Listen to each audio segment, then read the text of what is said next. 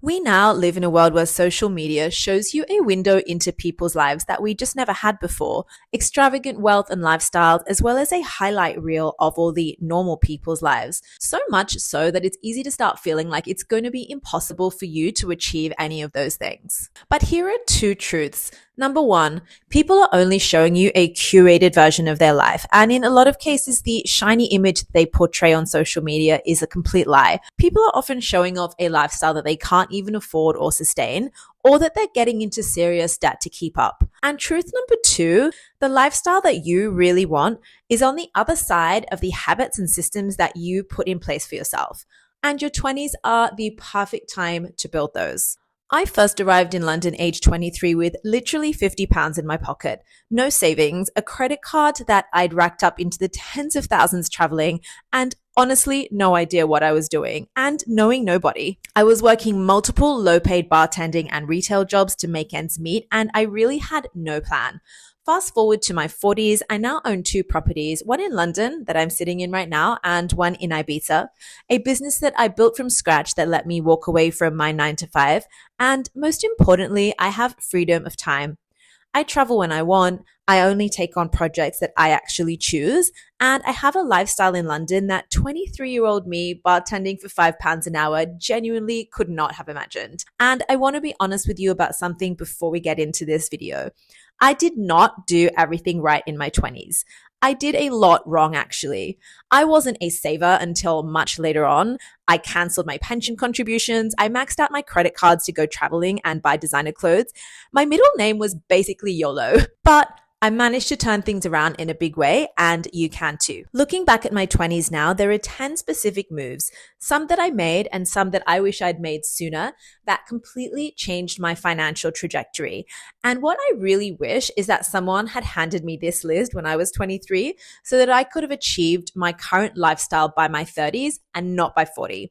So in this video, I'm going to take you through the exact steps that I took to turn my life around and to get to where I am today. Move number one, and always number one, is investing in yourself. And I mean this as a literal financial strategy, not a motivational poster. When I arrived in London, I had no qualifications that would get me near any kind of decent paying job. And the thing that I noticed very quickly was that the people around me who were actually building money had one thing that I didn't, a specific skill that was hard to replace and that they were paid serious money for. I had a ceiling on my earning potential, and no amount of extra bar shifts was going to break through that. The one decision I made that was the first thing to change the entire trajectory of my life was to study finance. I'm not saying that you need to go out and get a degree, but what I am saying is that the gap between where you are now and where you want to be is in the skills or the qualifications that you don't have right now, that once you do have will seriously raise your earning potential. Investing in yourself is the first investment that every single woman in her 20s needs to make, or in your 30s or 40s, whenever you're starting out. You need to invest in yourself before you even think about investing in stock market or property or anything else. Because if I'd stayed working 3 low-paid jobs and never leveled up my skills, I would still today be trading hours for money and just about making ends meet. As a result of investing myself, I was able to do the single most important thing that you need to do to build real wealth, which is increase my income. My degree got me into a well-paid city job and multiplied my salary many times over. And that income is what literally funded everything else on this list. So here is what I want you to do right now. Get out your notes app and write down your top 10 soft skills, things like communication, problem solving, leadership, being good with people, whatever you're good at. Then write down 10 things that you are genuinely interested in. This can be anything from cooking to design, finance, fitness, technology, literally anything. Now look at where those two lists overlap and ask yourself, is there a job, a business, a qualification, or a skill in that intersection that earns more than what you're earning right now? Because that gap is your starting point. By intentionally investing in yourself and increasing your income, you will create the perfect starting point for everything else to follow. Now, I want to give you a reality check at this point, which I think is really important for today's world of wanting everything right now and expecting things to come easy because we see everyone else have it. Really leveling up in life isn't going to happen overnight. My degree took me 3 years to get, and so much time, blood, sweat, and tears on the way because I was working full time to support myself while I did it. Then working my way up the corporate ladder took another 5 years. Starting my business and growing it to where it is today took a decade of hard work. Everyone today is looking for some kind of fast track to success, but the truth is that every overnight success you see out there is someone who had been grinding for months or years without any recognition until the snowball effect of all their efforts finally pushed them to the top of their game. Someone that comes to mind right now is this singer Ray. She is now completely at the top of her game, multiple Grammy Award winner, absolutely the darling of the pop world. Ray had been grinding away for more than 10 years, writing songs, singing as backup on other people's tracks. Her record label wouldn't let her release an album of her own. This person was insanely talented, but you would only know about her in the last couple of years when she really rose to the top. And you think, wow, where did this person come from? She's an overnight success.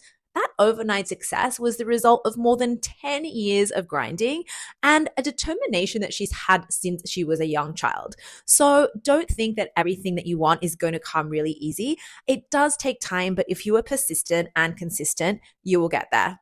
There is one thing you can do to get financially ahead of everyone else, and it takes no money, and that is networking. What does that have to do with making money, I hear you asking? A creator that I really admire, Cody Sanchez, says that every relationship that you have is going to determine how much money you make in your life. Not some relationships, every single one.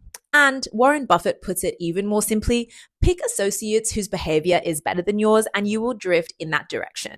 Networking and being genuinely interested in talking to people was how I got a mentor that motivated me to change career by studying finance. So here's what I want you to actually do with this information.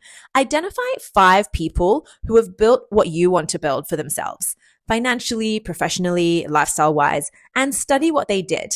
Then go one step further and reach out to them. Not to take, but to give. We get mentors by asking genuine questions and offering value without expecting anything back. Ask them one smart question or share something useful that adds value to them. This could be an idea or an insight into their business. Be the person who gives first and do this consistently. One meaningful outreach a day, a DM, an email, a coffee invite, doing that for 3 months will completely change your life. And if you don't believe me, try it for just 1 week. Because the moment you start spending time around people who are operating at a higher level than you, your own sense of what is normal and achievable completely shifts. Now, you want to get the right accounts open. Now, not when you feel ready. Here's a stat that genuinely stopped me in my tracks when I read it. Right now, there are 3.6 million more male investors in the UK than female. Men are investing at double the rate of women. 41% of men aged 18 to 34 invest versus just 20% of women the same age. And the average woman who is investing has £94,000 invested compared to £115,000 for men. Let's change that right now. Here are the 3 basic accounts that you need to set up for yourself to turn your money game around.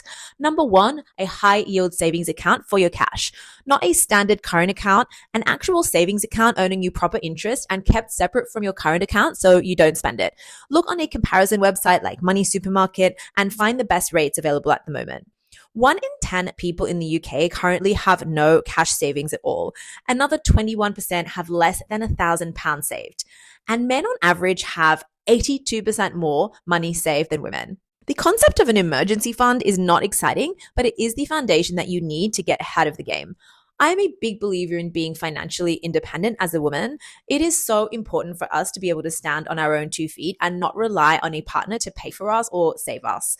This gives you the freedom to make decisions in life led from a place of wanting instead of from needing, and to be able to walk away from jobs, partners, or situations that you don't want to be in because you have your own money to support yourself. If you don't have any emergency savings, make that your first priority and get £1,000 into a savings account.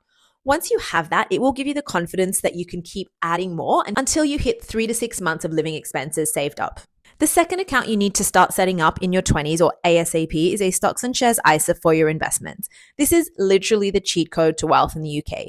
You can put in up to £20,000 a year, and every single penny of growth on that is tax-free. The government does not touch it.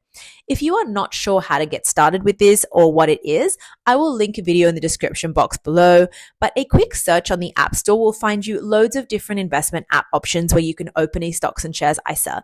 Have a look through and just pick one that you like the interface of and find user-friendly. Now set up a direct debit for 10% of your paycheck to go straight into that ISA every month. If you don't know what to invest in, just do what Morgan Housel, the author of The Psychology of Money and multi-millionaire does. Put everything into a global index fund. No stock picking, no complicated strategy. That way your money grows in line with the global economy. The simplest investing strategies are often the best. And the third account that you need is a pension. If you're an employee, you would have been automatically enrolled in this, so make sure you're contributing enough to get the full employer match. If you aren't, that is literally free money that you're leaving on the table. If you're self-employed, open a SIP, which is a self-invested personal pension. When I was in my 20s, I did not know the power of starting to invest early, and I literally canceled my workplace pension, which is the dumbest thing that I could have done.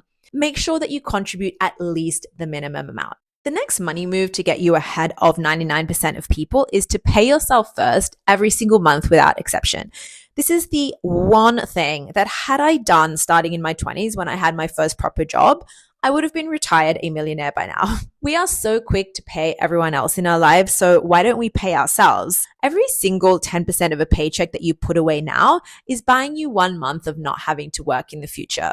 Set up a direct debit today so that the 10% of it goes straight into your savings before you have a chance to spend it or even see it in your account. This reverse engineers your spending habits because instead of saving what's left over at the end of the month, which let's face it, is usually nothing because we spend everything that we have, with this system, we save first and then spend later. I was never a natural saver. Honestly, I was a terrible one, especially in my 20s. The only thing that changed my behavior was removing the decision entirely and making it automatic by setting up this direct debit. This one habit started in your 20s and kept going consistently will build more wealth for you over your lifetime than almost anything else on this list. There is a book called The Millionaire Next Door, and the philosophy in it has always stayed with me ever since I read it. Whatever your income, always live below your means. The research behind the book found something really interesting. The people with the most visible wealth, so the flashy cars, the designer wardrobes, they're very often not the ones with actual wealth underneath it. The women quietly building real money are the ones whose money is growing in the background while everyone else is spending theirs on trying to look like they have money. And social media has made this so much harder because you are no longer just keeping up with the people in your office or your friendship circle. You're now trying to keep up with everyone online all at once, most of whom are either in debt or performing a lifestyle that they genuinely can't afford. Think about how much of what you spend money on is genuinely important to you and how much of it is to make it look to other people like you've made it. And honestly, stop worrying about what other people think of your life. Wouldn't you rather be genuinely rich than be dressed in designer clothes and be broke and in debt? And if those people judge you for not having a flashy car or the latest fashion, that says a lot more about them than about you. I am very intentional about who I spend my time with. Your partner is one of the most significant financial decisions that you will ever make in your life. And most people don't treat it that way at all. Are they in debt? What are their money habits like? Are they ambitious or are they comfortable staying exactly where they are? A financially misaligned partner can undo years of good decisions faster than almost anything else. And this also goes beyond romantic relationships too, to friendships. The friends that you spend the most of your time with will shape your spending, your ambitions, and your entire sense of what is normal and what is possible for you. If everyone around you is spending money they don't have on things that they don't need, that becomes your normal too, because we are all more influenced by our environment than we want to think. Surround yourself with people who are building things, who talk about ideas and opportunities, who aren't constantly dragging you into spending money that you can't afford. You become the average of the 5 people that you spend the most time with, so choose them carefully. Now I'm going to hold your hand while I tell you this one last thing to help you get ahead of 99% of other people in their 20s. We are bombarded with content of people in fancy apartments, going for coffee and beauty treatments every day, 5 luxury holidays a year, eating out at expensive restaurants on a random Tuesday. And this is training our brain to think that this is normal and that we are the ones who are behind. I'm going to say this to you because no one said it to me and I genuinely wish that they had. Your 20s are not the time for your self-life. That comes later when you have established yourself, when you've built your wealth, built who you really are, made achievements in your career or business. Then it's time to sit back and relax and reap the fruits of all the work that you've put in. I think so many Gen Zers, elder millennial here, have this expectation that they will have this lifestyle when you get your very first job. And that just isn't realistic. Your 20s is the time to work all the hours, try all the things, take the extra projects, say yes to the stuff that terrifies you, make mistakes, and properly hustle. You have the energy for it now in a way that you may not at 40 when your priorities and your body are genuinely different and your energy is lower. The slow mornings, the holidays, and the freedom and only doing work that you want and choose to do, that is the reward for the work that you're doing now. It is not the starting point. I hustled and made mistakes. I studied full time while working full time to support myself. And then I started my business while I was in my full time corporate job. I made so many sacrifices of not doing a lot of fun things that my friends were doing. I've never bought a car. And my peers my age look at me now and say that they wish they had my life.